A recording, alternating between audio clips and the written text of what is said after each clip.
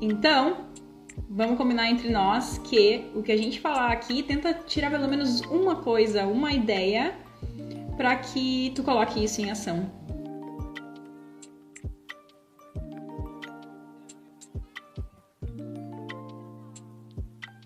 Se a gente for parar para pensar, o alimento ele tem já, não é nem culpa nossa, nem por opção nossa, o alimento ele já foi formado na nossa mente como sendo algo que nos conecta, né? Tanto que era através do alimento que a gente ficava conectado à nossa mãe.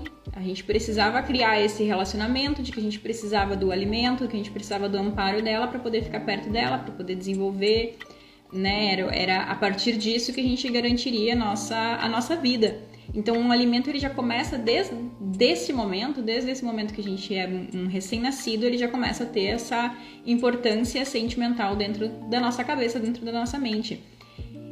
Então, o alimento, sim, o alimento ele desperta emoções, ele desperta lembranças, ele nos conecta com pessoas, inclusive. A gente consegue conhecer muito de um povo, de uma família, de uma tradição através do alimento. Então, olha quanta ligação que o alimento tem com as nossas emoções, principalmente. Mas aí, a partir do momento que a gente começa a abrir para novas fontes de conhecimento, novas fontes de informação, a gente começa a ver esse mundo de que tal alimento é bom, tal alimento é ruim.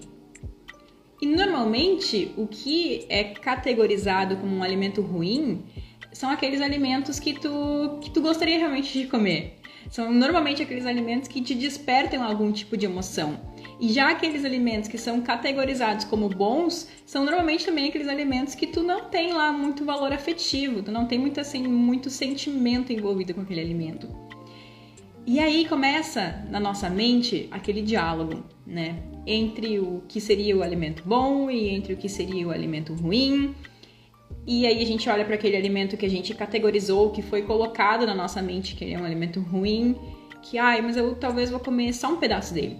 Só um pedaço. Aí tu vai lá, tu te permite a comer só um pedaço, permite porque...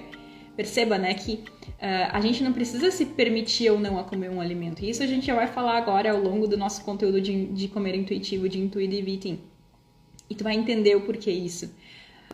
Mas a gente se permite, então, nesse primeiro momento, a comer um alimento que a gente acha que a gente vai dar a primeira mordida.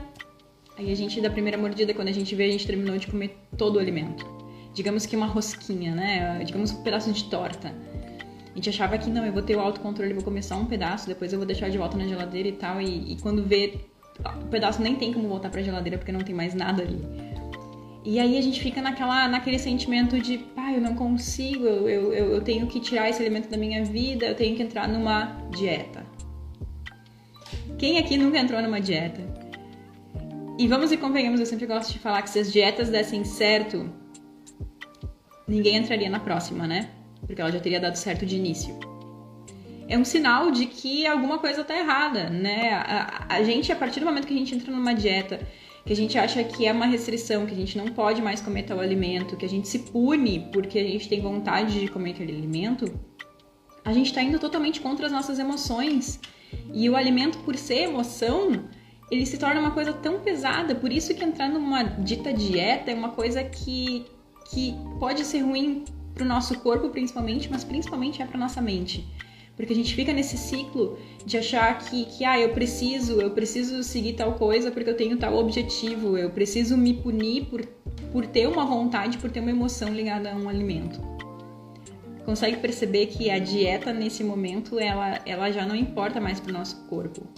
Ela tá impactando principalmente na nossa mente e aí ela começa a despertar aquelas ansiedades, aquela necessidade por um alimento, aquela vontade que a gente não consegue fazer passar por um alimento que a gente tem que comer.